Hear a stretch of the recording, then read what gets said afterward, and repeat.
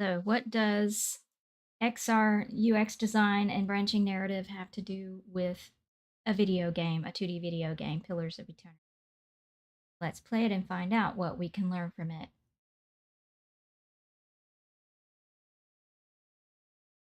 So, what we do during this stream is we play video games and VR experiences and talk through them from a UX designer's perspective. Today, I'm going to be playing Pillars of Eternity 2 Deadfire, which is a branching narrative type game, and we're going to be talking a lot about it. And then afterwards, we're going to play a short stint. We're not going to play the entire thing because it's a pretty long game, but we're going to do a short amount of it, see what we see, and then we're going to do some analysis on that, and then see how that translates into XR design specifically. And my goal is to help you gain experience by practicing critical thinking. And how you're going to do that is participate in the live chat in the discussion as we do this. We're doing what's called a rose thorn bud analysis. And if you check the description, you'll see what that entails in the show notes. It explains roses are what's good, what's rose thorns buds, what's good, what's not so good, what can we do about it. And it's a very important skill for UX design, any kind of UX design job, regardless of whether it's for XR or not, any design job, because it's very important that you are able to work together with a team to do analysis and think critically about solutions, whether they're your solutions or someone that you are analyzing for your own research. And that's what we're doing here is we're learning from these games so that we can create better immersive experiences. And how you can participate is check the show notes, like I said, for information on the Rose Thorn Bud method. And then you would make your own comments in the chat while I'm going through the game. And you'd help me take notes in the chat, or you can make your own observations. And this is going to give you experience working together with a team of the people in the chat on critical analysis. And what this is called is competitive landscape research. Because besides all of the upfront user research and usability research that you do, there is also design research. And one of the methods of design research is to see how other people have solved the problem that you've identified and are now trying to solve. And for example, here we're trying to solve the problem of branching narrative and interactive storytelling. And then that's going to give you experience by participating in the chat on this process, which is only going to help you in your efforts to get into the space. If you're watching later, it's not too late. You can still join in by just adding your comments to the video if you're watching it on demand later, because I do check the comments and I do pay attention to that. And if you add some comments, I'll add them to the notes. And let's get started. We're playing Deadfire, Pillars of Eternity 2. I have never played this. This is my first time playing it. I have played the original Pillars of Eternity on my PlayStation, and this is the sequel to that. And the interesting thing about this game is that they take depending on your decisions that you made in the original game, so you have the option, right? So the original game, depending on your decisions, it took those decisions and wrote a story based on all of your choices during the game. So you have a nice story at the end on how everything came about. So then you can take that story and apply it to this one from what I hear. So you have a choice of either starting a completely new game without that history if you didn't like how it ended for you, or you can take that and apply it here. This is what I hear, so we'll see if that's actually true. So we're going to start a new game. And they do let you choose whether or not you're going to play turn-based or real-time with a pause. I can't remember. I think I played real-time with pause last time, and it took me a bit of time to get used to the combat. But we will give it a try. With turn-based might be better for live streaming. And it's nice that it gives you a little demonstration of what's going to happen with real time. It has the same battle, and this is what the battle looks like with real time with pause. And this is what it looks like if it's just turn-based. Because everyone's just standing still until it's their turn here, whereas this time it's more real time. I think I'm going to try this one. We'll see. Well, I'm clicking on it. Oh, I have to hit continue. Okay. I'm expecting this to be the button. It glows and everything. Okay.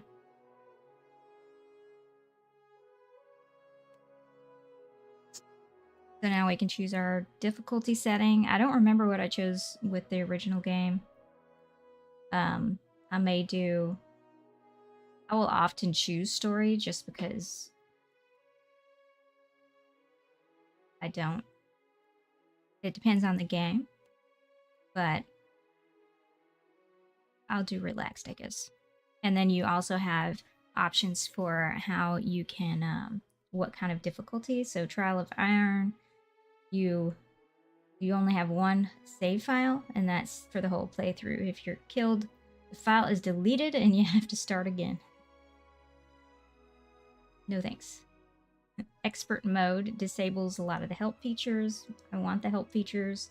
This is my first time playing, so some people do prefer not to have those turned on, so it's nice that they give them that option. And level scaling is changing the level of the enemy's level up as you level up so it doesn't become too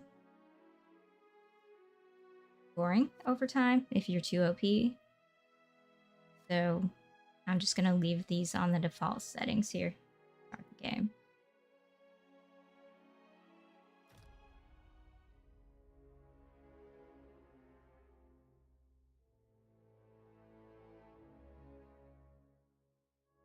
And if the music in the game's too loud, let me know.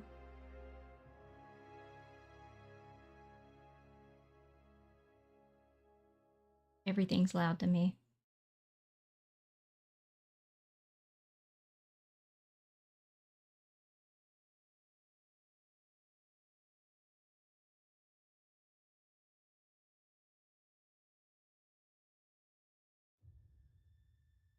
Aora, a world where mortals live, die, and are reborn through the turning of the wheel. The cycle of reincarnation watched over by the gods, and made possible through pillars of a mystical substance known as Audra. 5 years ago, you traveled from your home to the Deerwood, a nation that had waged war against the incarnated god of light, Aethys, resulting in his destruction. The country suffered from a plague of hollowborn, infants born without souls, that many believed was punishment for killing. Let me turn that up a little. But unfortunately, I have to do it. Every time you off focus on this game, it stops the audio, which I wish it wouldn't do that. But it did pause it. It did pause the story, which is nice. I guess that's a benefit. That threatened your sanity. To put them to rest, you pursued the man who had led the ritual, a seemingly immortal agent of the gods, known as Theos Ix Arcanon. With divine assistance, you confronted and defeated Theos, ending your visions and resolving the Hollowborn crisis. In so doing, you also learned the great secret that Theos had protected. That the ancient empire of Anguith had transformed themselves into gods. Your visions finally put to rest, you retired to the castle of Cadnua, built atop a massive statue of pure Audra, where you ruled in relative peace and prosperity. This is the overall story. So when we are looking at branching narrative, what we've seen so far, and there's a link in the description that you can look into to learn more. Made a nice I'm gonna start story. talking to you. You fixing up that old keep? Lifting the curse? Must have told it 100 times. But something got to gnawing at me. Thinking the spirits there weren't really at rest. That maybe the gods weren't finished with us.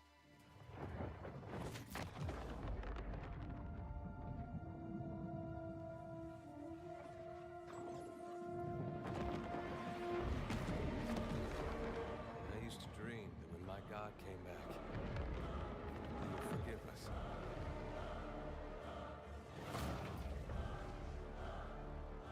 That's the trouble with dreams. Sooner or later, we all have to wake up.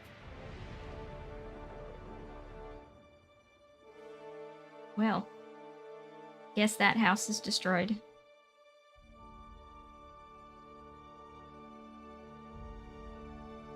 The castle you're living in, it was on top of that statue that was buried in the ground.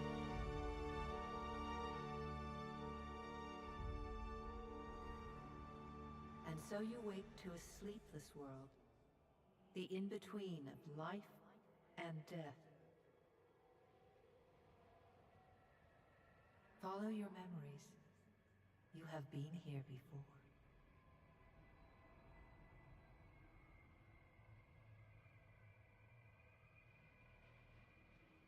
Not sure if I'm supposed to do anything.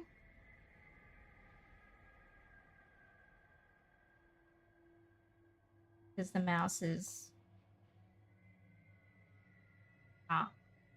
Can't interact anywhere other than here. Okay.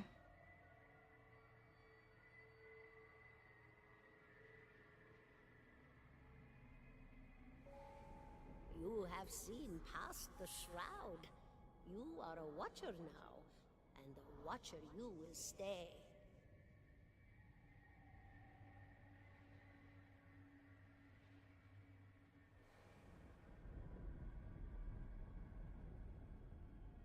A watcher sees souls, knows their pasts, and the souls see them back. I'm wondering what would have happened if I'd gone the other way. Would it have done the same thing?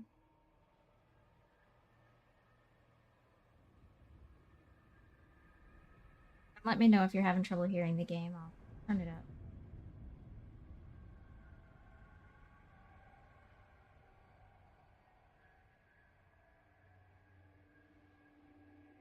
A dubious honor, inheriting a fortress both broken and cursed.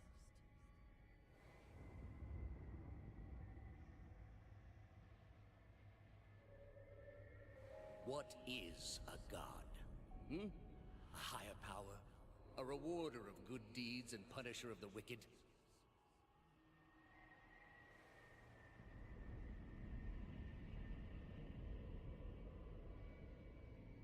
The gods aren't real, but something else entirely. Something created by people.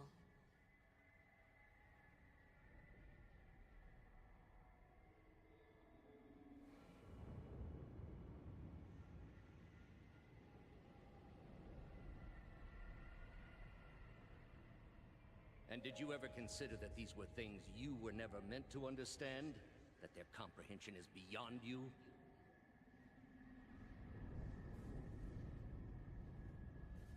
The subtitles are a little too wide. It would be better if they had a max width of 800 pixels for easy legibility and scannability. But Let the world see. Let them decide what to do.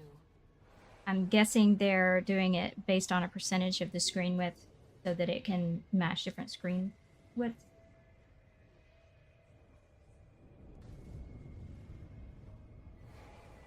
The wheel has turned again, Watcher. Come.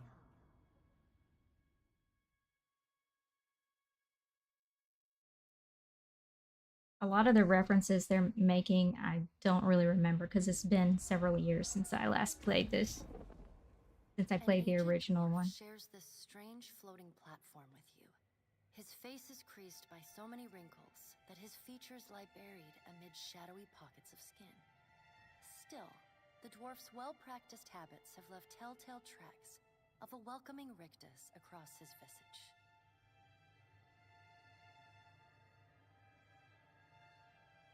One of the things I was trying to say earlier, but I couldn't because it was auto-playing. That's another thing that's a big thing that always comes up. Every game I play with XR, you don't want that autoplay, or at least you want there to be the option for manual progression versus autoplay.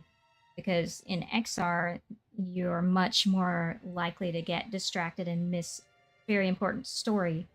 You can do that here as well with 2D. One of the ways they've solved it here is if you click off of the screen, then the sound stops, the entire game stops.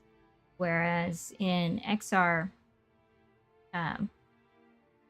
it's not so much that you're going to be distracted by playing something on a different screen as it is that something external to the headset, or at least with VR, something external to the headset has distracted you from what's going on in the headset. So then it's very possible that then you're going to miss something very important to the story, and it's way more important if you're doing training than entertainment. But it's a good practice to include manual progression as an option, and I would possibly say make that the default setting and then let people switch it to auto if they want.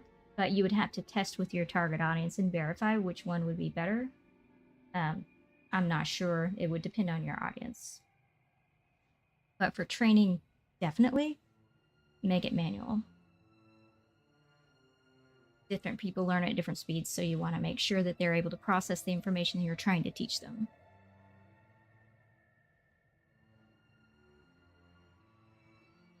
And I can't tell if the game, if you're able to hear it, so let me know if it's too quiet and I'll turn it up. I have to click all the way over here on this one little spot. Continue. You can see his smile coming before it blooms, reshaping the dwarf's face from a hanging sack of flesh into something resembling an oddly carved, merry gourd, replete with unhealthy bumps and discolored splotches.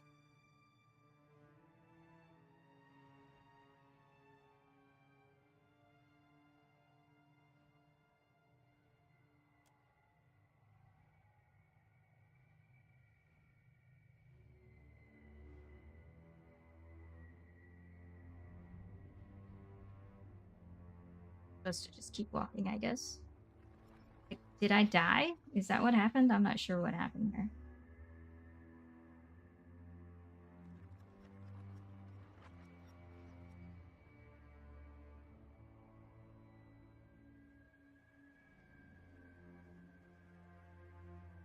Sit.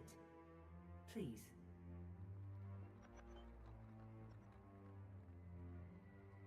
Thank you for joining us, Watcher of Cadnua. The gaunt woman seated at the table is clad in time-worn black armor that seems too massive for her to move in. A pale, slender neck rises from the gorget, topped by a hollow face. The milky skin stretched across it is delicate and translucent, like parchment that has been scraped clean too many times. She is preoccupied with the arrangement of cards on the table between you. With each movement, her armor squeaks and groans as though bearing an incredible weight. She places a final card, gives a nod of satisfaction, and raises her eyes to meet yours.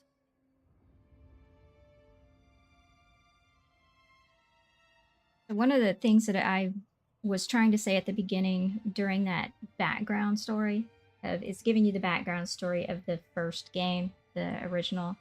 And when I was looking at that background story, you can see, even though that was a choices matter game, and it did definitely affect the outcome of the game, like who's still alive at the end and who you made alliances with and who you made mad and so forth.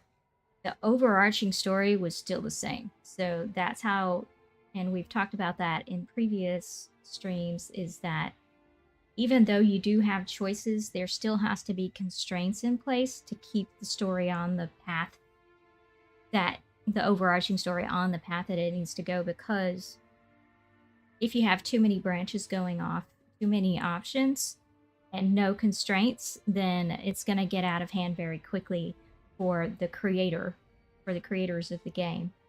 So there has to be constraints in place, and that's going to be your overarching story. And so that's what happened with this one. There is an overarching background story that is said at the beginning, and there were some choices that were made that affected my story, like when I played it or when you play it, but those details weren't included in that overarching story. Your brush with the divine has drained you of your powers, fractured your memories. Look upon these cards. They represent the courses of your life. You alone know best how they flowed. Arrange them to fit what you remember.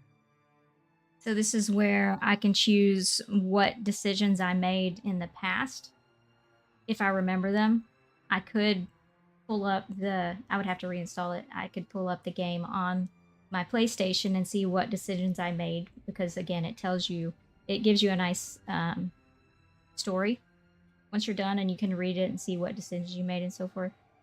I don't remember because it's been a few years, so we'll see what I remember. But this is where they're giving me the option, as for the sequel, to let my previous gameplay affect who's in this game with me and who I'm enemies with and so forth.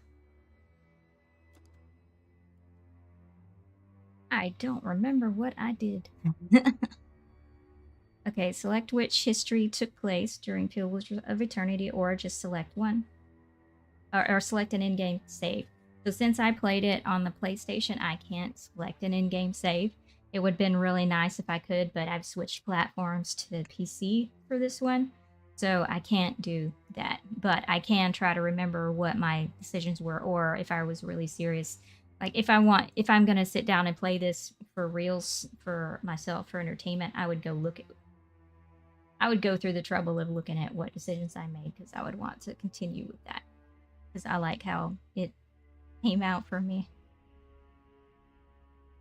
So if you wish to create a custom history, you may do so from the options on the main menu. If you're having difficulty finding your in-game save, make sure your game complete save game. Okay, yeah, that's just telling you how to technically do it.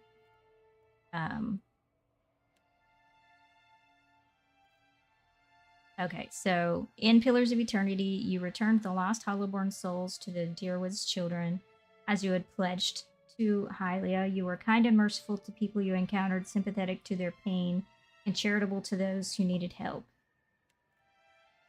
You returned the lost Hollowborn souls to the Will, as you had pledged to Barath. I don't remember what I did. Most other choices were judicious and balanced, tempered by rational thought and fairness rather than sympathy or emotion. You use the souls to strengthen the Deerwood, as you had pledged to Galloway. So you have different, they're gods that you have pledged to help or not. So like Hylia was the goddess of the sky. And I like that they are giving you little hints here.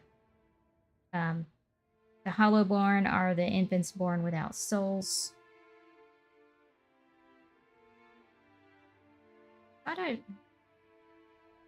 Did I return this? I thought I was able to return the souls to the children.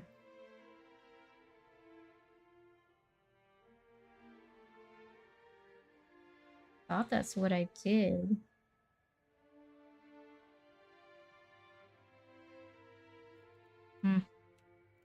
See, I didn't do that. I made some people mad. I made enemies with a dragon. I was always trying to befriend the dragons, and sometimes I would trick them and befriend them at first to avoid a fight, and then end up making them mad later when I betrayed them.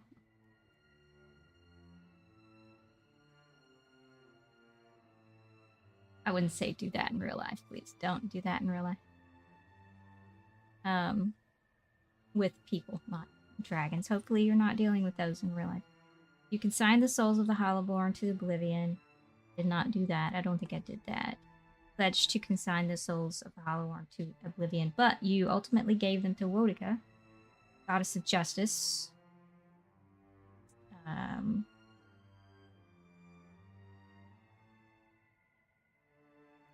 I really don't remember what I did. I know I didn't take him for myself. I did not get every companion killed. But it wasn't this one. It was not the worst outcome for every quest. That's funny. Not suggested for new players. If there was a mistake you could have made while still resolving the crisis, you made it. That's funny. You pledged every god and then did nothing. Oh, wow. Chaos. I either returned the souls or... I didn't do that. I don't think I did. Oh, I promised to do that and then... Oh. What would that have done? Wodica, wearing a broken crown on her head, said to have once ruled over the other gods, but since been overthrown. I think I did that one. I think I returned them to the children.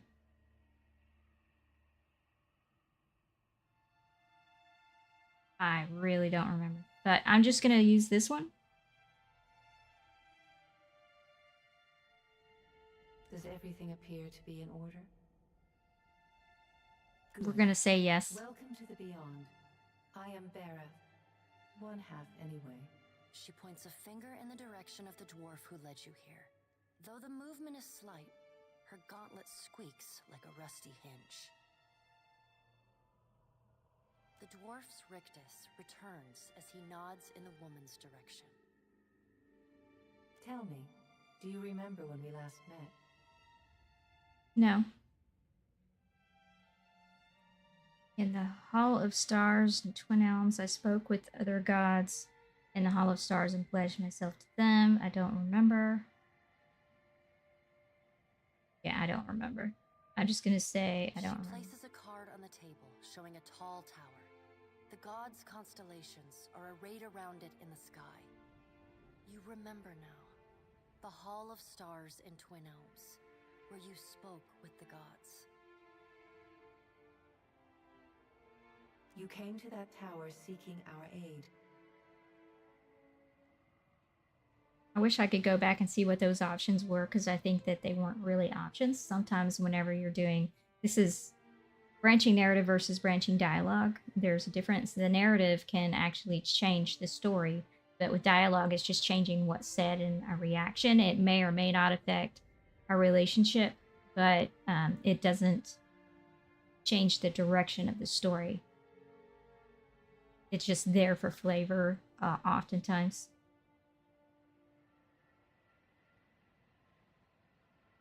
You chose to pledge your services to other gods. Still, a pledge unmade stands fairer in this court than a pledge broken. She places a card in the middle of the arrangement. A bell tower with no bell. Her fingertips slowly drag away from the card, faintly creaking as they retreat across the table. You had need of the gods once before. Now it seems we have need of you.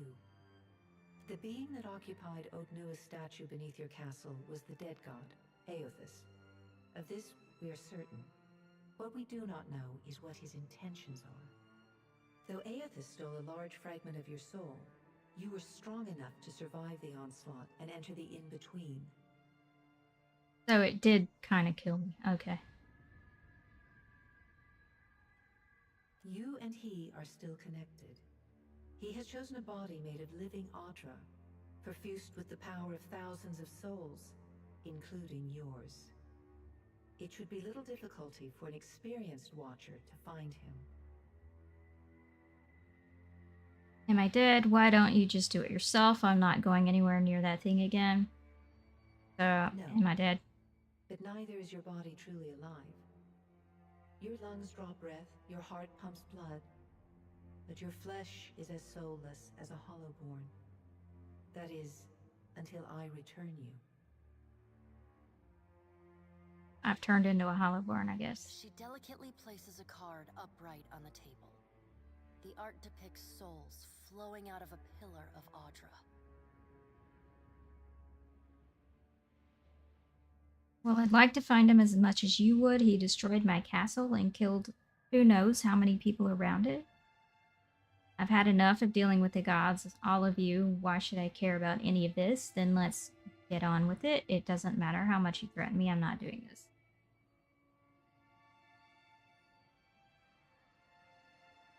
I'm going to go with the first one. It is my business to know. 322 in Cadnua and your surrounding lands. Yeah. Those were the people that I was supposed to be protecting and had befriended, I guess. Their souls remain in Aethys still. You have the power to save them. Serve me and I will return you to your body. Or don't, and return to the wheel. I wonder what happens if you choose I'll take the wheel. Good. I wonder if that's really a choice. Sometimes games will give you abrupt endings. Nier Automata does that. And there's like multiple endings that are just really suddenly abrupt. Before you return to Aora as my herald, you must remember who you were, the last whisper of life in death. For a moment, the sockets of her eyes darken, leaving the pits of a death's head gazing out at you. When you can picture your own face, the Beyond will lead you back to your own kind, to the world of mortals.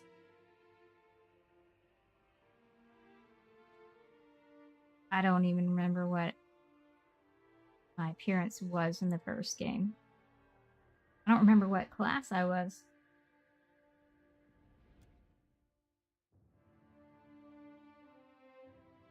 I have to import one because different platform. So I have to start from scratch because I seriously don't remember. I was a female.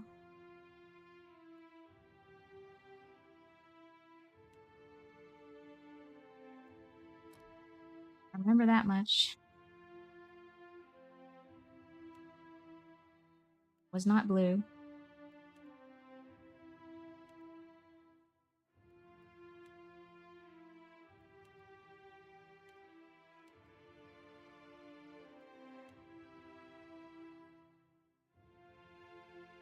I do not remember.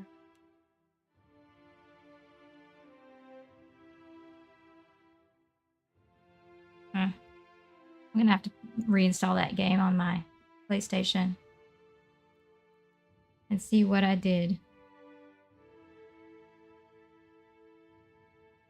But I really like that they let you, if you're on the same platform, import the save file from the previous game so that you can continue the story exactly as you played it. That's pretty cool.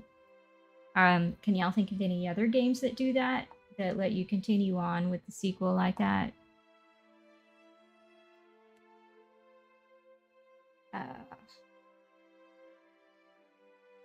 Fight that wins.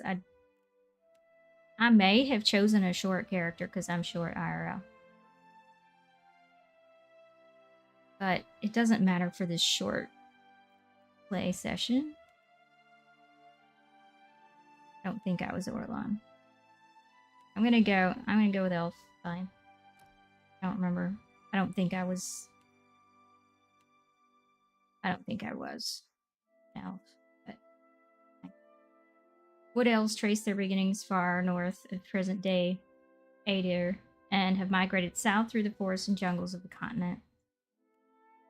I get +1 dexterity perception. have a natural resistance towards dexterity afflictions. Would you like to make a single class or multi-class character? Single classes are entirely focused on their chosen class.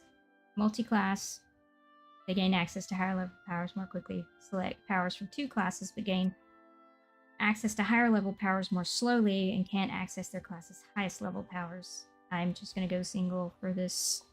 And yeah, again, I don't remember what I chose for my playthrough the other game, but I'll just something. Crowd control, striker. Ciphers have the ability to directly contact and manipulate another person's soul and psyche using an ally's or enemy's essence as the focus of their magic. Most ciphers are still found in the Eastern Reach. Practitioners of the techniques have spread throughout the world. Metaphysics, sleight of hand, mechanics.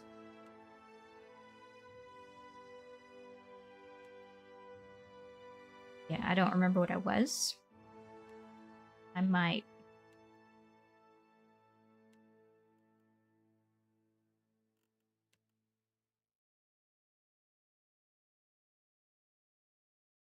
Might have been a rogue. I don't remember. But I'm just going to go with Cypher.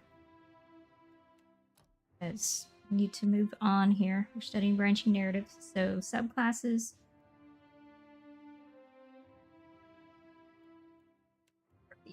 Soul Blades focus all of their energy on offensive powers and use of their soul whip. Among ciphers, they're known for their aggression and short tempers. Scions are rare, often beginning as prodigal youth minds that slowly unlock secrets deemed incomprehensible to even the wisest scholars.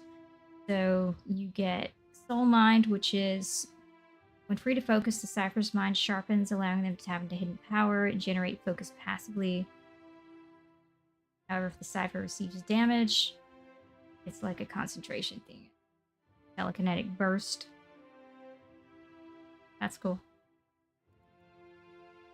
Soul Whip causes Cypher's weapon to generate a field of parasitic energy that lashes out, increasing damage inflicted and generating focus for the Cypher.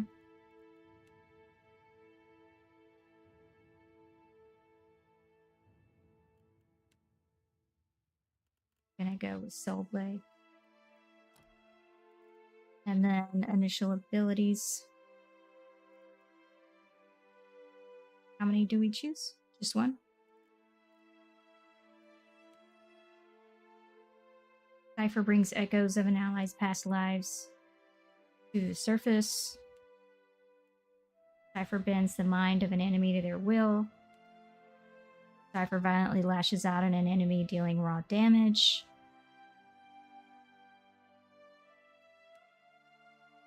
Creates a toxic physical manifestation of the mutual antipathy between the Cypher and the enemy target. Enemies caught in the path between the two will suffer corrosive damage.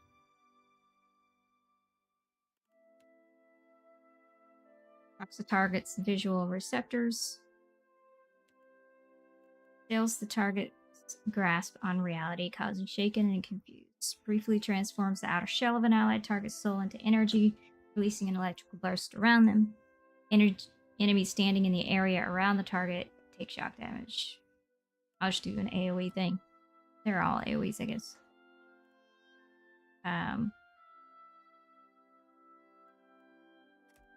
So I need intellect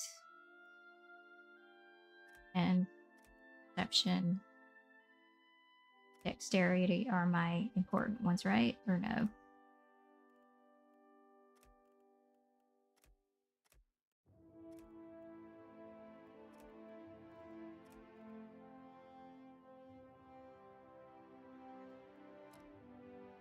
I would spend more time on that if I were playing it more seriously, but to get through this so we can do some branching narrative stuff. So these things do affect the mechanics and so forth as they would usually within a game. And then I'm also guessing that besides the buffs that it gets you depending on where you came from, it's also going to affect the story in some way. Maybe, probably not majorly, but in some minor ways it's going to affect the branching dialogue. And Um, maybe relationships, who knows? Depends on how they set it up. I don't remember where I chose to be from last game. It's been too long. Meteor Empire is one of the most prominent old empires. This gives me resolve. One gives me dexterity, resolve, intellect,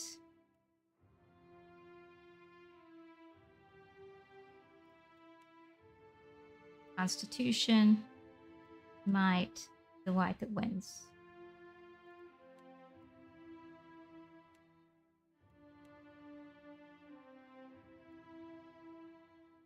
I'm just going to choose that one.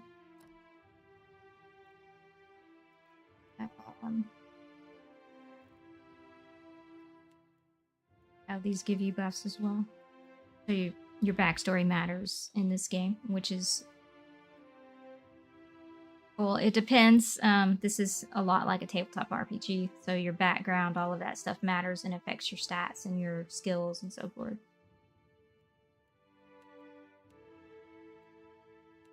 I think I might have been a mercenary last time. I don't remember.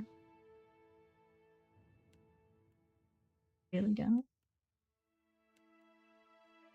3 Arcana Metaphysics. That's going to help me with my class. I can choose.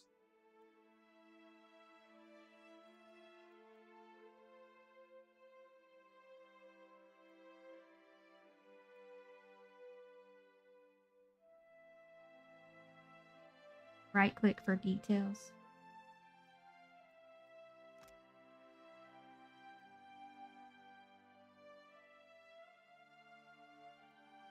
Always look for what gives the most damage.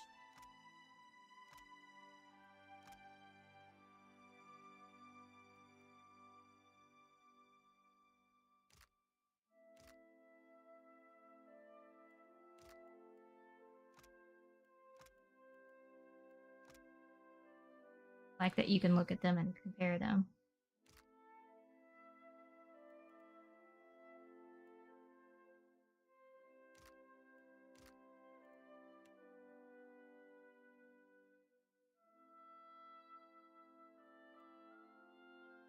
Broad, right? Okay.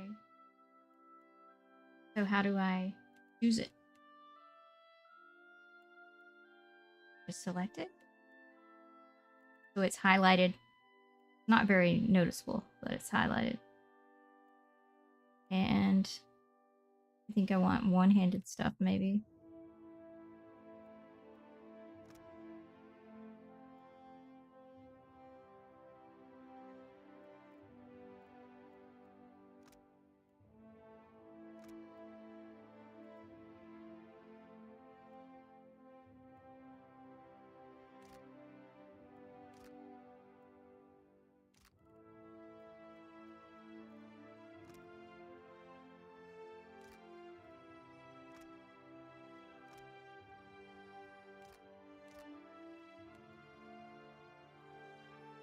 We're pirates this time. Oh, my portrait. Okay, I'm gonna spend less time on this. You can spend all day long on this stuff. Just gonna leave it at the default, probably, for now, and continue. Take him down. None.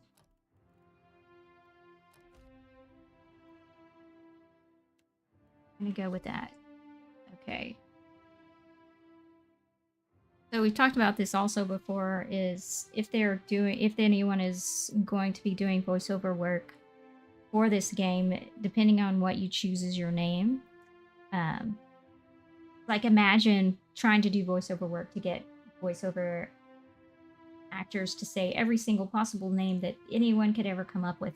That's pretty insane and impossible. So what they do for voiceover work is they're going to call me the title, which is Watcher, and then it'll just show visually what my name is that I chose. I chose the name Watcher just because we need to move on, but assuming I'd chosen my name, Aletha, or something, whatever.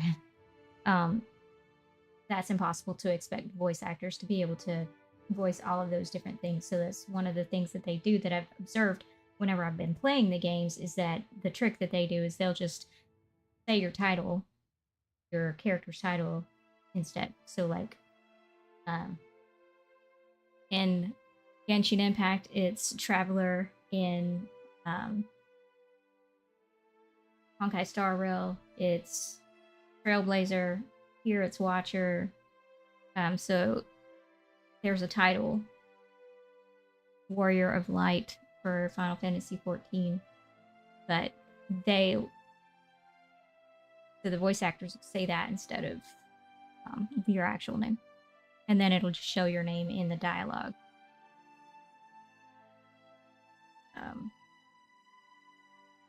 Okay, next. Go forth now, Watcher, as my herald. Know that I do not give you this title lightly. When the time comes, you will have the power to reveal the souls that cling to you, to open the gateway from the in-between to the waking world. I like that it has these little clues that lets you know more about something when you hover over them. This is also backstory to the previous game. And this also, I guess, helps you learn the lore and so forth, which is nice.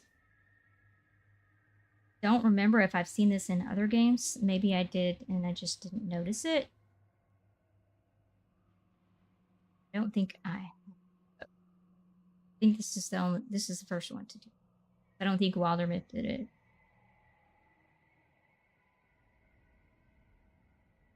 Find Aethys. Learn his plans. When I have cause to talk to you, I will summon you. With a quick gesture of her hand, you feel a sharp pain in what would be your chest. The pain continues, intruding deeper into your soul. Looking down, you see a small lump of darkness roiling within you. The darkness lingers there, but the pain abates and fades entirely within the span of a few seconds.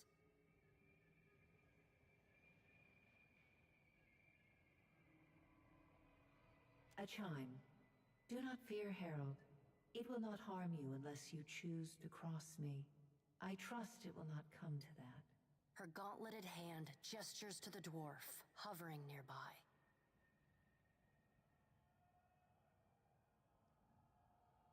The dwarf nods, contorts his face with his odd smile, and gestures to a new door.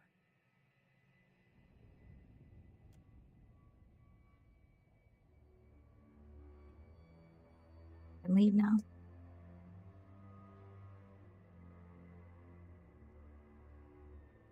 And all I'm doing to move is just clicking with my mouse on parts of the where I can go, because it changes to red when I can't go somewhere.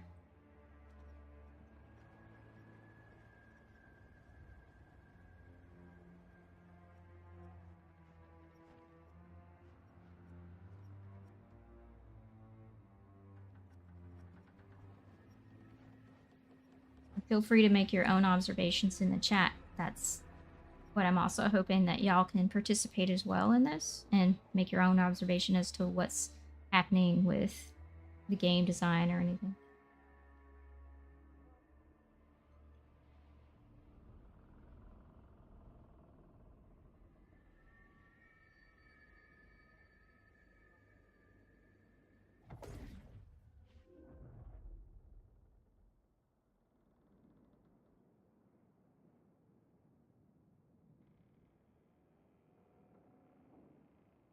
We're on a ship.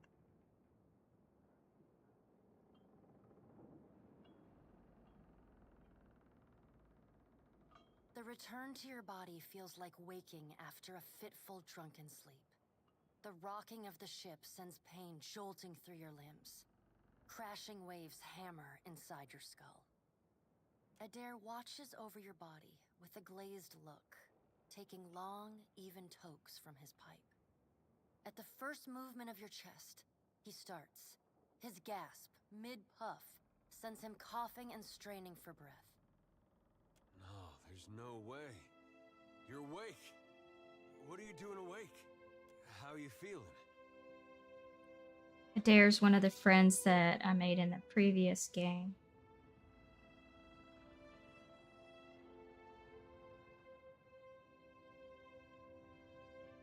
Sure.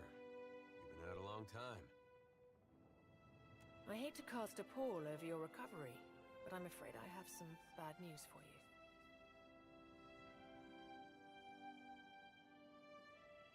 Oh yeah, the steward was a statue that was in the castle. I guess they brought it with them. The voice echoes from inside the bust. The remains of the steward of Cad Nua. Cad Nua has been destroyed. Aethus possessed the statue of Maros Nua and rose from the ground, consuming the souls of all nearby. It is only by the exceptional strength of your soul that you survived. And even then, just barely. The further Aethus withdrew, the weaker you became. We chartered this ship and followed him to the Deadfire archipelago. I know not how, but it seems he has retained a piece of your soul, and proximity to it has brought you back.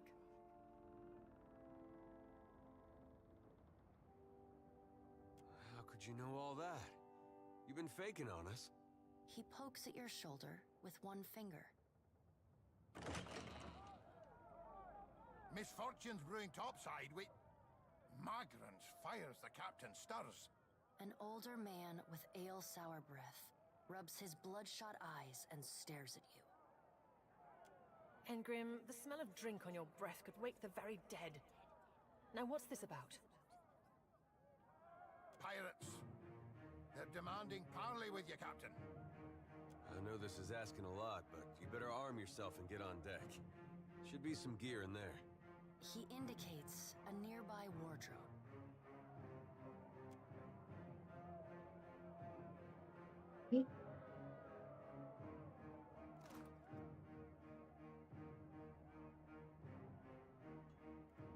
All right. Grab everything? Make some Okay. use of it. That was a guess. That let me grab everything.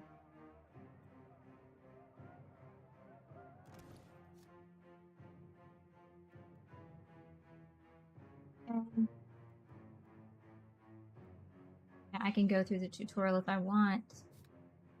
I've played the game before, but it's been a while. What is this? This is a meal. Armor.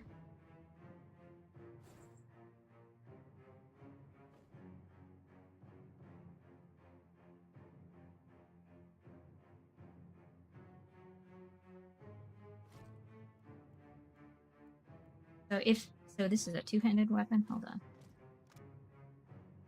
Two-handed. Okay. And this is... Oh, they're both two-handed. Okay. So I can drag them there. This is gonna increase ship crew morale and increase all my defenses. How do I eat this? Can't be consumed when resting. You have to consume it in... I want to put it in my inventory. Quick items. Can't do that. Okay. Fine.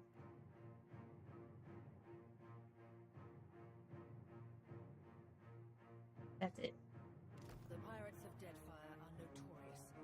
I suggest you deal with them quickly. And there's a log down here. This is what it also did in the original game. So you can go back and actually read. I'm just now noticing it. Can't remember if it was there the whole time. I don't remember seeing it. If we don't get out there now, we'll have lost by the time we do. Okay, so decisions matter, I guess. If you sit around too long, they'll say something. And that's actually a good thing for training that I need to talk about. Lost lost and alone in the storm? Surly brutish-looking captain stands stiff-backed before his crew, his scowls as he assesses you, his hair whipping about his ears in the wind. So, for training, this is something I talk about in the best practices for training. I need to remember to talk about this when we get to the analysis, which we're going to have to do soon because it's already been an hour. But yeah, that's something very valuable. Or if you saw that he gave a hint, we need to move on, we need to continue. That's something that you can use and utilize when you're doing VR training or any kind of XR training. If somebody is not proceeded to the next thing, you can give them a reminder or a hint to say, okay, we're doing this now. So that, because it could be an indication that they're not sure what they need to do next. So that's a very good, useful thing that you could apply to training. I'll be taking your ship now, if you don't mind. And especially if you do. Well, at least he asked. I am a gentleman of fortune. Give her up easy, and I'll see you get a swift death. It'll be bloody and agonizing, sure. But at least it'll be quick. I don't have any quarrel with you. Why do you want my ship? Pirates, the storm's pretty loud. Did you say you're surrendering? How strange. I'm going to mount your skull in my cabin, make a rude hand gesture, or attack. Fire all cannons aimed at the mouthy one. That wouldn't make sense because I'd blow a hole in my own ship. I'm going to say, did you say you're surrendering? He's going to wear his breeches on his head and dance for us? Did I hear that right? So in this case, it does matter, and I remember this from the previous game, what our dialogue choices are, because it's going to affect our personality. It's going to assign us a disposition as we choose our different responses. And I don't remember how that affects things, but even though in a lot of games the dialogue doesn't really matter, it's just whether or not it's just there for flavor and entertainment, but in this one it actually does affect your disposition. And it did have a little tutorial thing pop up, but it went away too quickly for me to choose it to see how it affects things. He's going to wear his breeches on his head and dance for us. Did I hear that right? Aye, but the breeches are gonna be stitched from your skin. You got a smart mouth on ya. Careful. That'll get you killed faster than any blade. Listen up, mates. I'm off to spear me a bigger fish. One with sharper teeth like. I'm trusting you lot not to cock this up. Don't damage the sloop when you take it. Play with the crew if you'd like, but don't bring me any prisoners. None that are alive. You heard, bandwidth. Okay, now I have to figure out what I'm supposed to do. Combat introduction. Yeah, I know what an enemy looks like. Attack. There is a sword button on the lower center of the screen. Can I move this till I can see? No. Put the cursor in the attack state, and this will allow you to attack anyone, even friendly characters. Okay. Let's see what it says about dispositions. Okay. You have gained a reputation and a disposition. Dispositions represent how people perceive your personality throughout the world. Even seemingly nasty reputations will be favored by some people. Benign reputations sometimes bring out the worst in certain people. No disposition is inherently good or bad. In Pillars of Eternity Deadfire, the C icons for the effects of the dialogue decisions enable the show personality reputation option in the difficulty set. And I don't remember how to get back to that. Unless I can do it here. Okay. Fine. Show unqualified interactions. Is that like the little... Not sure what that means.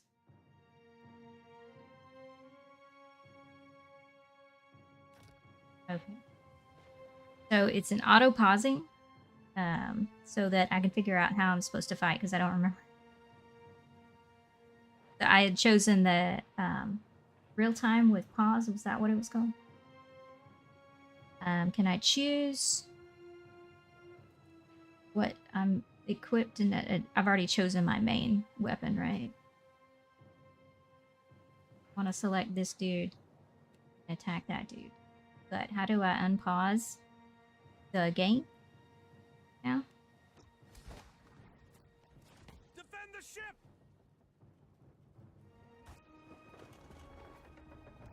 Trying to attack. No, not the friend. Storm's picking up! Take cover! Friendly fire.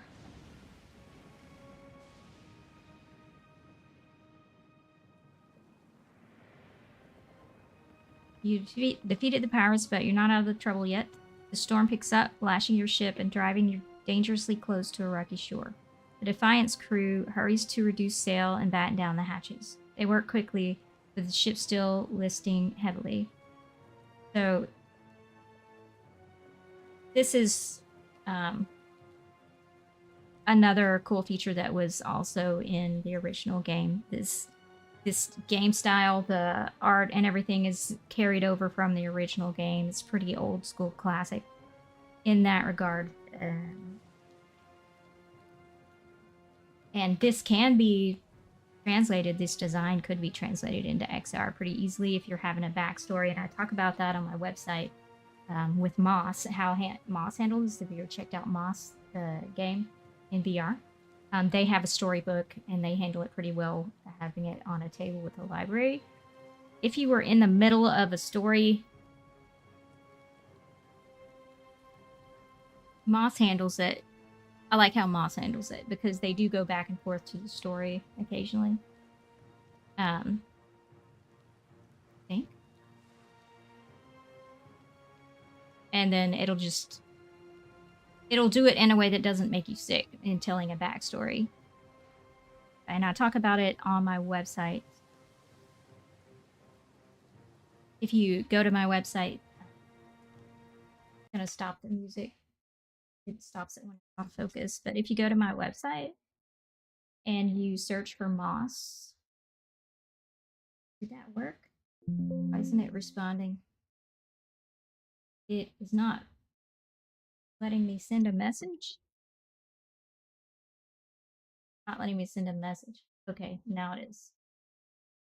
See if the bot works. Okay. For whatever reason, it wasn't working. But it is now. But if you go there and you search Moss, M-O-S-S, you'll find the pattern that talks about the storybook method of telling a backstory in XR without making people sick. You want to check that out if you're interested. The Defiant, so now we know what the Defiant is. It's a ship purchased with the last of the Nua's riches. It has borne you from the eastern reach to the Deadfire archipelago. I never know how to say that word. But I think that I just chose a generic choice from the options of my backstory, but there are some people missing from the ship that I think should be there based on like spoilers that I saw that aren't there. So that means I probably should have gone in and done the custom settings. And if I do play this seriously, which I will at some point for myself, then I'll go in and I'll do a custom one, which is an option. Say the exact decisions I had made so that those people will show back up in the story.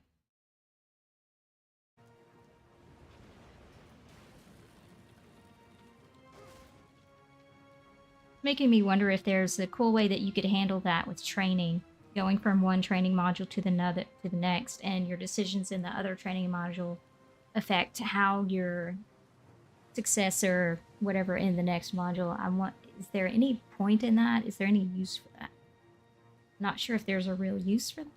There could be, but I would have to think more about it. That was just a thought that came to me just now. So just then, a loose crate tumbles towards you, gathering speed on the rain-slick deck. It misses you, but knocks Chitupek, one of your deckhands, off his feet. The Defiant heaves. Deck pitches over the side. He grabs onto the rail, but his fingers are slipping. He cries out for help.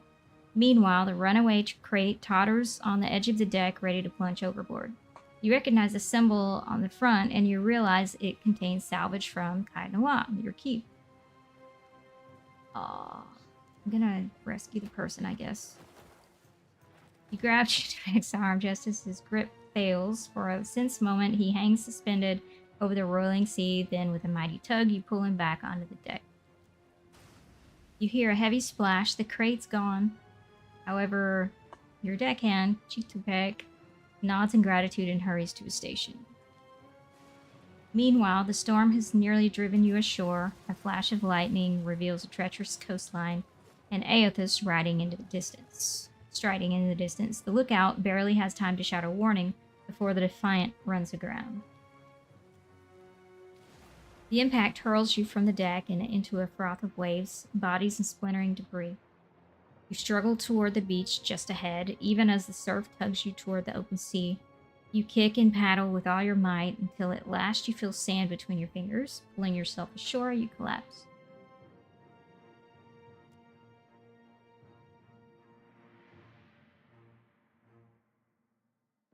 The load screen. Load screens are also important in VR. Important not to just leave a blank screen with no audio. Sleep so far on this trip. I'd awoke you, but you look so peaceful with your face in the sand.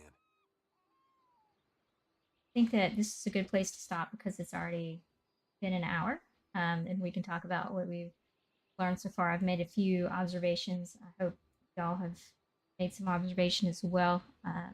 Again, you feel free to participate in the chat, but let me go over to Miro because I can talk about Rose Thorn Bud. So if you check the show notes again, let me here. I've got the notes up here for you as well in the bottom right. We're going to talk about roses. The roses are the things that went well. What was the highlight? What things that we like? Because we always want to focus on the good things. That helps with morale in our team. Especially, you don't want to just focus on what's bad because it hurts morale, it hurts motivation, but it also can make it to where it's pretty easy to undo the good things while you're trying to fix the bad.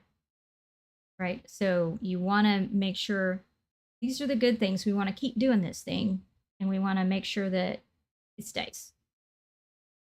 Okay. And then thorns and buds are the things that aren't working and the things that we can do better. So feel free to participate as well. But one of the things that I like about this is the ability for you to carry over your decisions from one game to the next game.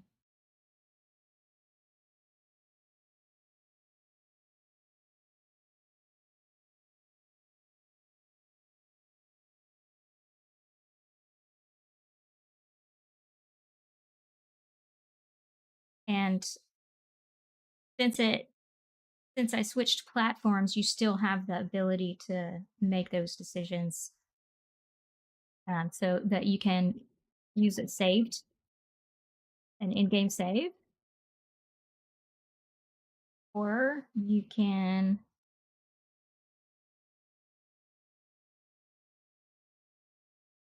um, choose from options. You can choose from an overall option without a lot of detail.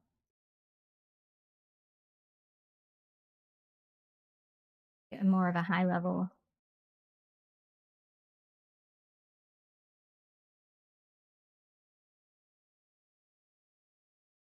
previous ending setting, or you can actually go in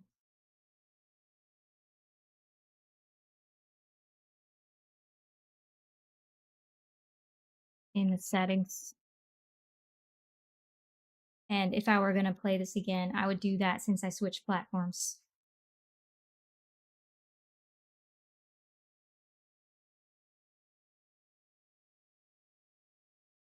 If you If there's no in-game save or moves to a different platform, then you can do these things.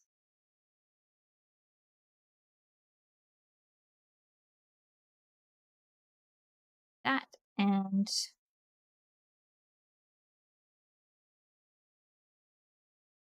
I did mention that I like the hover over option for the tooltips of keywords.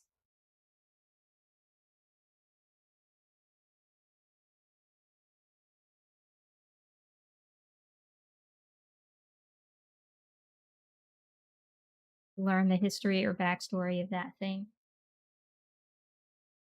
to learn about that thing, especially since it's been several years.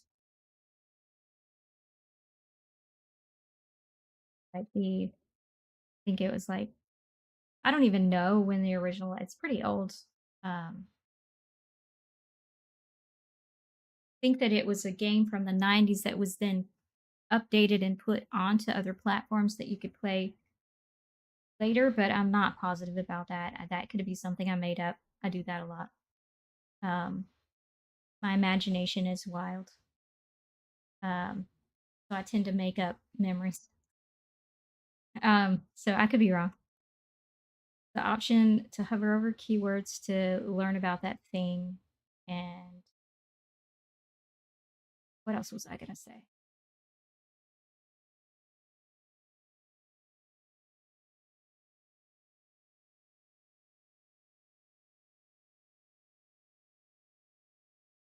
What were some things that you saw that you liked? If you're watching this later on demand, let me know in the comments. If you're watching live, let me know now. If you have something that you can think of. Um,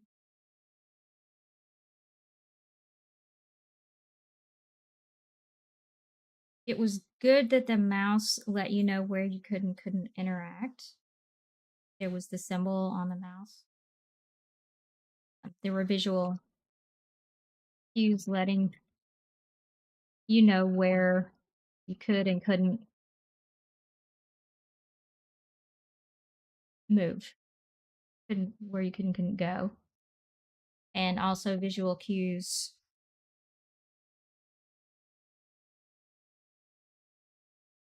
indicating interactable objects. So these things are also very important in XR, regardless of what it is that you're doing, whether it's a game or productivity or whatever. These visual cues are important to help you know to get that feedback, that visual feedback and audio feedback is important, very important element of XR, regardless. There was also the option to to show or hide those things, the tooltips and visual. So some people don't want them. It gives you the option. So it's giving you a better. It also has like the difficulty modes because different people have different play styles. Some people want do or die, and other people want to just have a story time and just relax and chill. And this gives you that option, which is going to give your audience, it's going to be more accessible to more people without hurting the gameplay because now you have the option to play it however you want, um, which is cool. Um,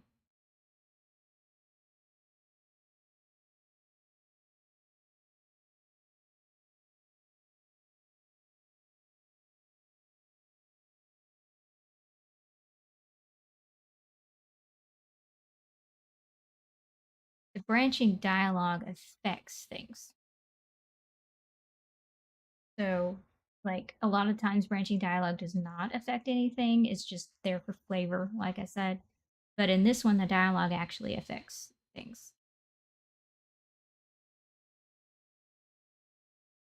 your, what was it called? Your disposition. Um, it affects the story, the in big or small ways. So relationships, your disposition affects outcomes of encounters.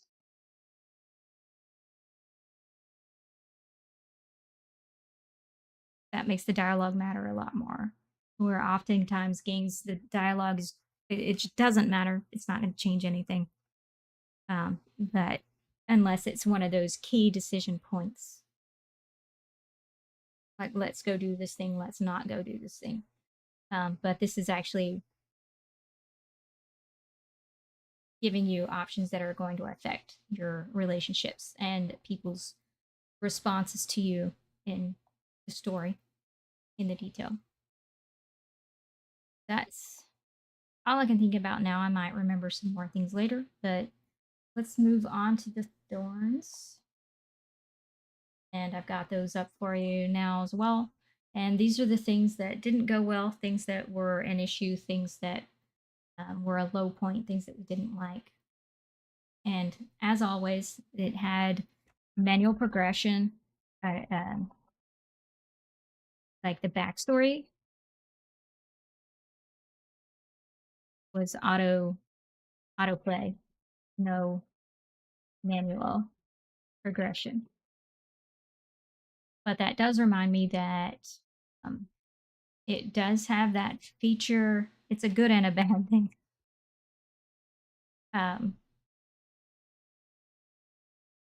The sound and game stops or pauses when you're off focus. I guess, like, for example, right now, that's a good thing because if we were attacked on the side of the beach or something, as we're sitting here on the side of the beach, then I could lose the game without even playing it. Um,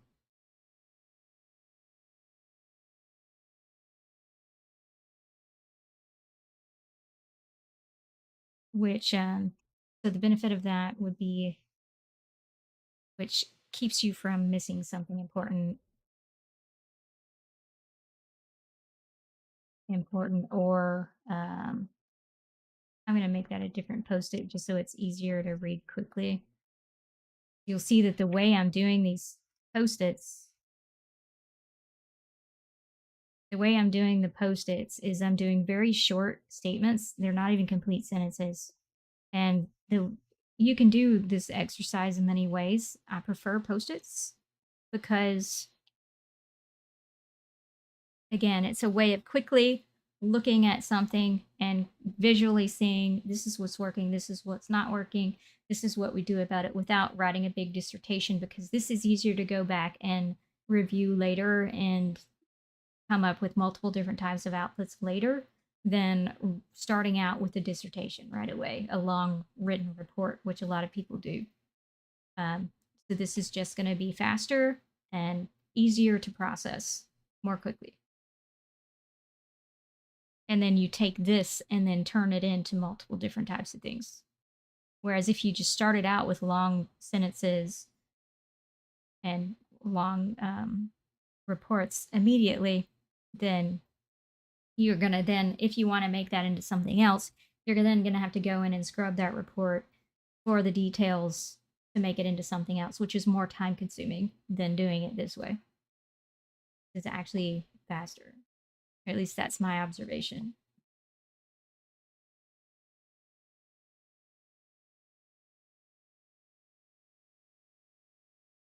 Some people prefer spreadsheets too. You could also do that.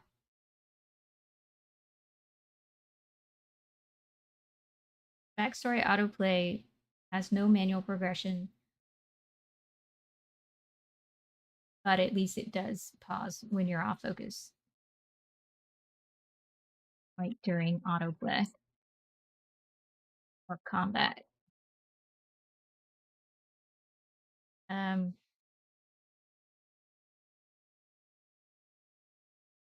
That was the big thing that I had an issue with. I don't remember what else I had.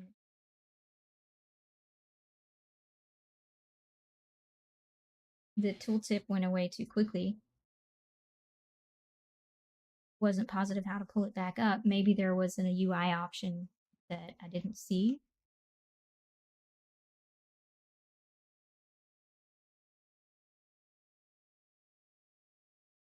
Not sure how to bring it back up.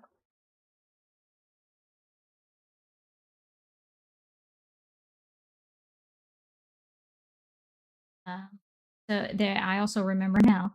This is how it works. I also remember now that that game log shows the full story with all dialogue voices, and then it's writing the story as you play it,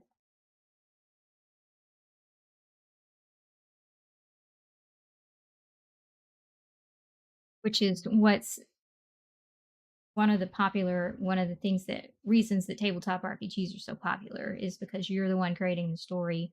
Yes, there's an overall story, but you're creating all the details and the how did we get there to it, which is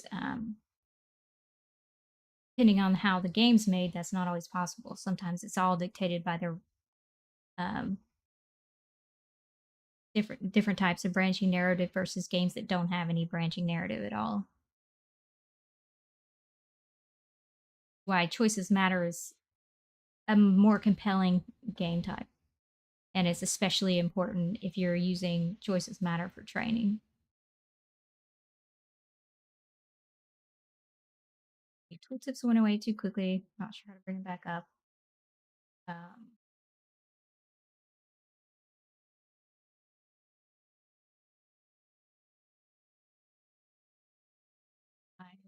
I'm trying to think. Well, there was that UI issue that I had earlier. Um, UI design for choosing combat style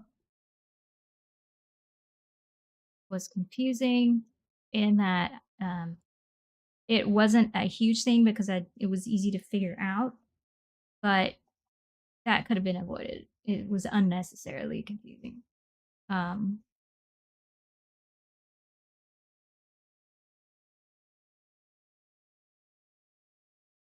so what looked like the primary button wasn't a button. Um, I had to also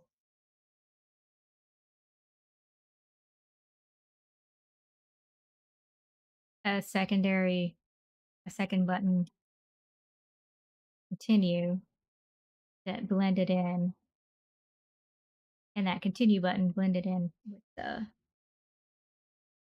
back UI. It was less prominent than the selection.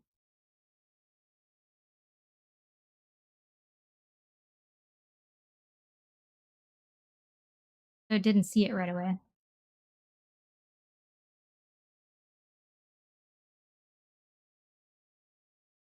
Um,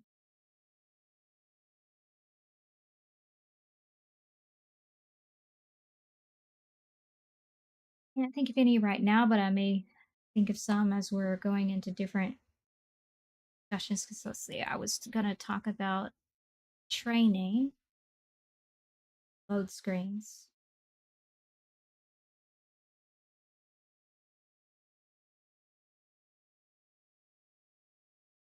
I don't remember if the load screens had audio. Do you remember? I don't check it later.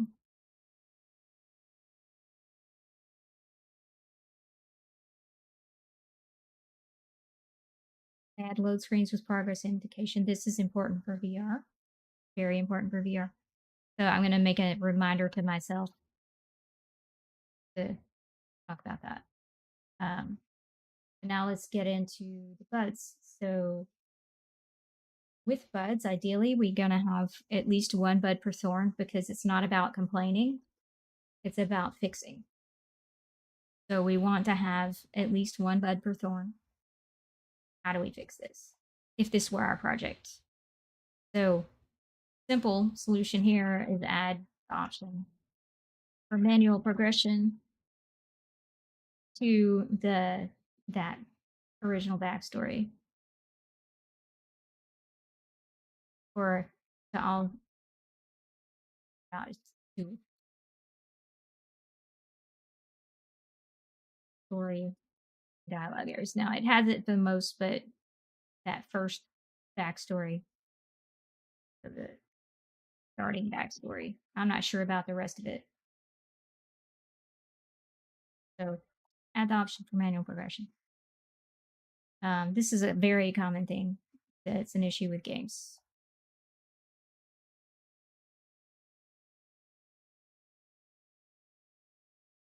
So make it clear in the UI how to bring back, how to refer to them. How do you make it clear?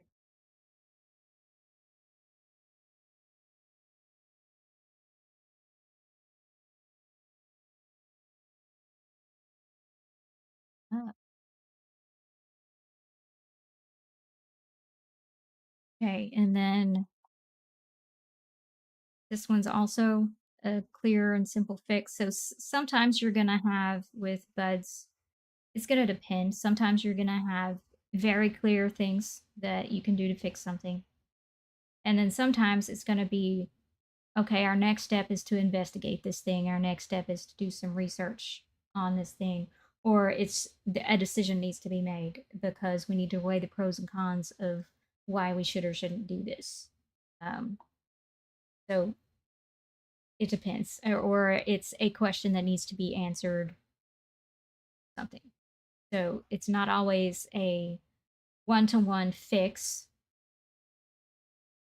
Sometimes it's an investigation. Sometimes it's more research. Sometimes there's just a next step that has to happen. But we're always acting on the thorns. We're not just leaving in there and complaining, and for complaining's sake. We always want to fix. So fix the UI design. So make sure that so adjust the UI to make the continue button, make it more apparent.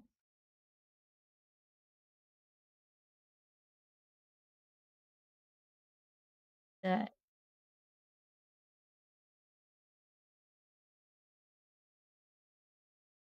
clear how to continue. So because I was wondering why isn't this working? Why is it not letting me continue?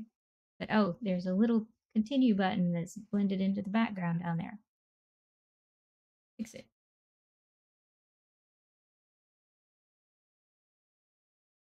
And instead of just saying make the continue button more apparent, there's a whole UI decision that has to be made there to change it. So leave it up to the visual designer, but it needs to be more clear because right now it's remove that confusion. You need to remove the confusion. Design patterns that are making it confusion.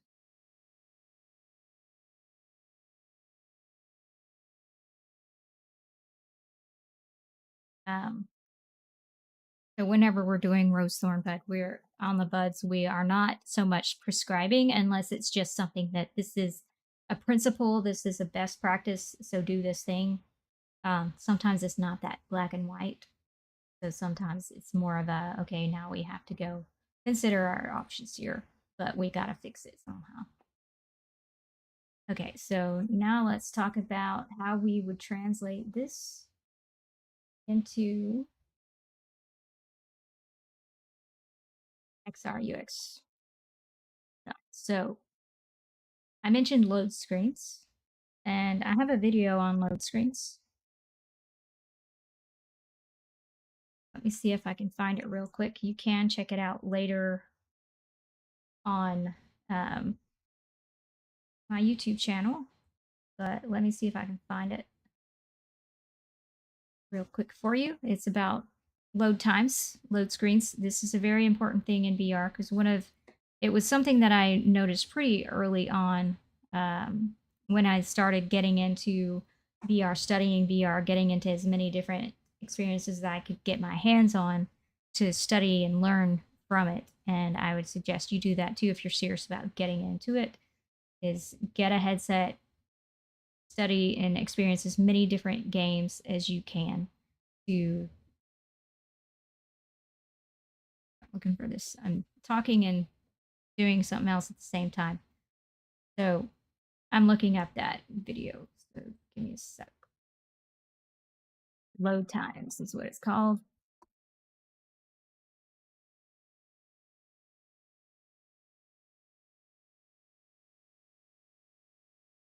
Here it is.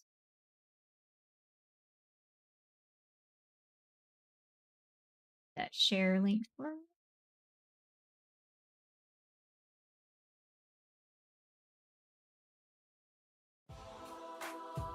There it is. Older one. Here you go. That is the load times one. And I'll try to remember to put that in the show notes later as well. But this is how you keep people engaged while they're waiting for the next scene to load. And that's one of the things that was a big deal in the first game, Pillars of Eternity. It's although it's a 2D game, but the load times were so incredibly slow because it was a very buggy game, especially on the PlayStation. I don't know how it was on PC or anything, but on the PlayStation, it was incredibly buggy and incredibly slow with performance. So the load screens would take so long that I could get up and go do something else while I was waiting for the game to load because it was taking so long. And sometimes it would crash in the middle of the load screen. It's in the middle of the new scene loading. That is absolutely not something that you want in a game, but it's absolutely, definitely not something you want in an XR experience, especially VR, because your head is covered by this headset. You can't see anything else. All of your senses are taken over. And then all of a sudden, everything goes black. No sound, no sight, nothing. It can be disorienting. And if you don't have a good load scene, first of all, your performance is very important in XR. But first of all, you got to work on your optimization of your performance because that's very important. But when you're switching scenes, when you're having a load screen, you want to make sure that you're still using sound and head tracking and stuff so that the people in the headset know that their headset hasn't crashed. The game hasn't crashed. It's still working. We're just loading a new scene. Everything's good. Keep head tracking on. Don't stick the never turn head tracking off ever. Period. Because it can be disorienting. It can cause vertigo. It's not a good thing. So just keep the head tracking on at all times, including in your load screens. So vertigo is definitely not something that you want to be experiencing when you're in that headset because not everybody sits down when they play VR. I stand up when I play VR. So if I were to experience vertigo while standing up in a headset, there's very much of a risk of falling and hurting yourself. And yeah, you see a lot of memes of people falling in VR headsets, but what you don't see is the injuries that are incurred by that. And they can sometimes be very serious. So take it seriously. Yeah, they're entertaining to watch, but on the back end of that is a very serious injury. Okay, load screens. Like make sure performance is optimized and make sure that sound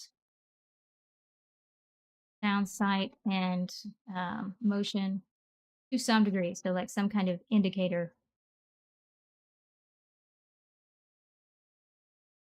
are still in place during these load scenes to let people know that it's still working. So, then what were some other things? Manual progression. I talk about this every single time. Manual progression is very important for VR XR, especially training. Unless, of course, it depends. So sometimes it's not because it depends on what you're doing. So if you're training them on, like, unless, of course, speed of a response or something, or comprehension or something, then yeah, sure. But if you're training them on anything else, um,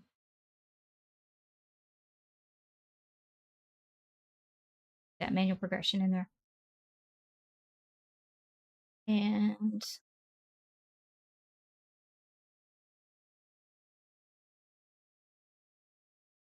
yeah, tips are very important in tips and visual cues are also very important in XR because I have noticed when I'm doing my own usability research that even though I'll design a very cool onboarding for them to teach them how to interact with things, they still forget, especially if they're brand new to VR. They'll still forget how to interact with things. So you need tooltips and memory cues to remind them, even as they're going through the experience, training, or whatever. They're still going to forget. This is from my own usability testing that I've done on VR experiences. So,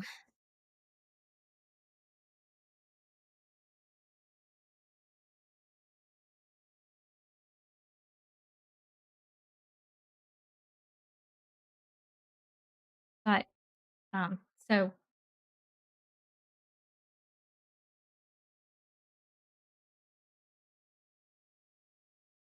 I'm just saying very important on everything. Tooltips and memory cues give options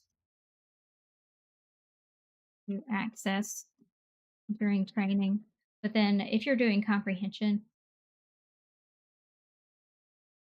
you can do tooltips and memory cues on the interactions that are how do I interact with the virtual world without giving away answers to things that you're training them on. Because what you're training them on is a skill or something, not on how to interact with the tutorial, right? Or the training.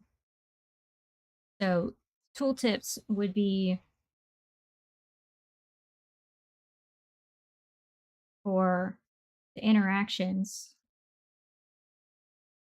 not this, not necessarily the skills that you're training for. It depends. It all depends. Everything depends.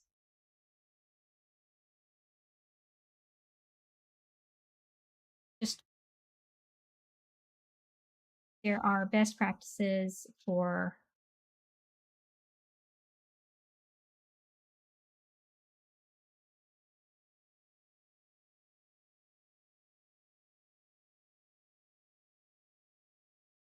VR training that I've written.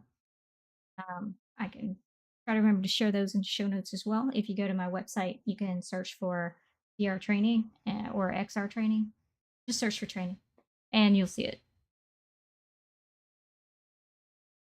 Um,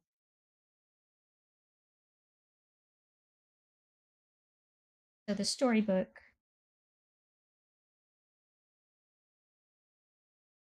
that story.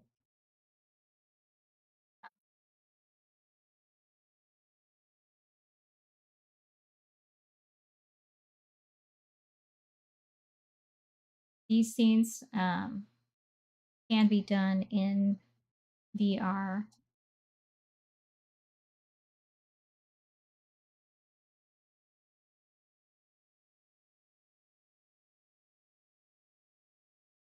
That's actually a pattern I should grab because I'm also creating a pattern library. So if you go to my website and search for Moss, you'll see patterns that I'm working on adding as well. How if other people solve this problem. It's not hugely extensive right now. It is very slow work in progress, but it includes details and talks about best practices and stuff.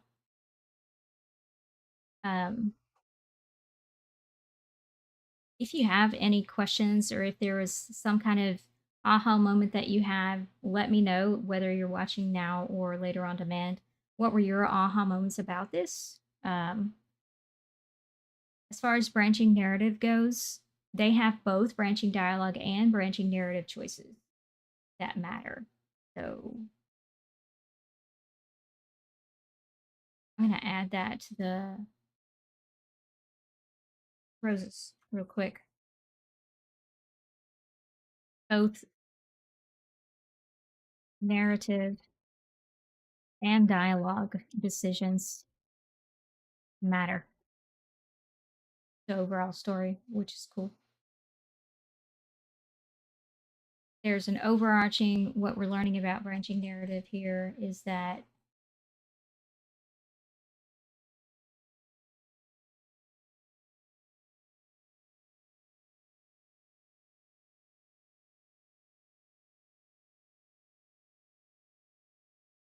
there is over the big high level story doesn't have to change,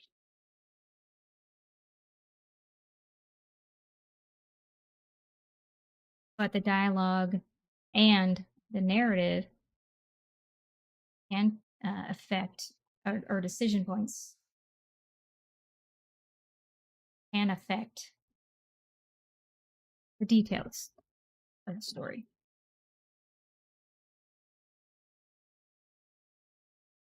That's the big takeaway I have from this one.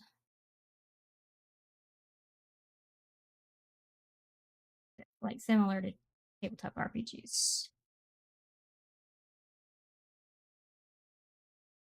which is what this is inspired by. This specific game is inspired by tabletop RPGs. So that is all that I can think about for now. Let me know your questions. What are your questions about all of this branching narrative XR UX design? I may answer your question in a future video, or if it's specifically about this series that we're doing right now, I'll probably answer it next time we're on the stream. Catch me now live. But that is all I can think about for today. You can check the show notes for the links to all the things to learn more. And I will see you in 2 weeks for the next stream. Y'all have a good day. Thanks for watching.